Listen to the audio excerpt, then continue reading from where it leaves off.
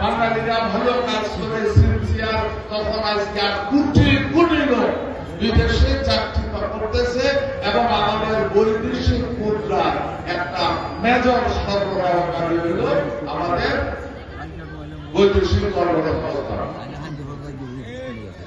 আমরা সেই নেতার প্রতিষ্ঠিত দলের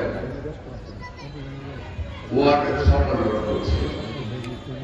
এই কথাগুলি বলার অর্থ হল আরো একটা কথা মনে করল, যেহেতু শহীদ প্রেসিডেন্ট জিয়াউর রহমানকে নিয়ে কথা বলছি,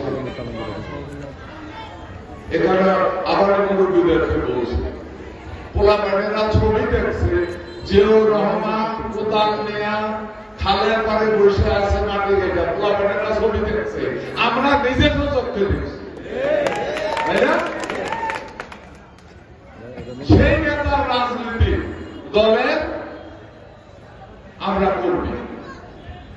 এই কথাগুলি বলার অর্থ, যে নেতা নিজের কোদাল হাতে নিয়েছে, যে নেতা বিদেশে গিয়ে বিদেশে লোক পাঠানোর চিন্তা করছে, যে বিদেশে লোক পাঠালে আমার বৈদেশিক মুদ্রা প্রচুর অর্জন হবে, যে নেতা তলা বিভিন্ন জুড়ি দুর্নাম থেকে দেশকে রক্ষা করছে, যে নেতা বাংলাদেশে সত্যিকার অর্থে বহুদলীয় গণতন্ত্র প্রতিষ্ঠা করেছে, যে নেতা স্বাধীনতার ঘোষণা দিয়েছে, যে নেতা মৃত্যুর পরে ঘরের ভিতরে কিছুই পায় নাই,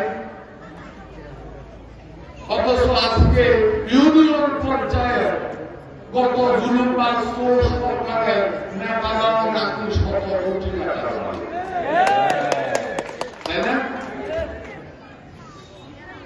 চিন্তা করে চাকরি বলে দেব, আগে আপনার অনেক বোকা আসলে আমি পরে আবার বক্তব্য দেব কেন আজকে এই কাউন্সিল, এটা বলে আমি আমার বক্তব্য শেষ করবো এবং আমার কাউন্সিলের কাজ শুরু হবে। যে কথা বলছিলাম যে এত একটা সিনসিয়ার, সিরিয়াস, দেশপ্রেমিক, অনেস্ট নেতা আমরা দল করি, তাইলে আমরা যদি ওনার মতো 100 আনা না হইতে পারি, অন্তত 10 আনা হইলেও তো হওয়া উচিত।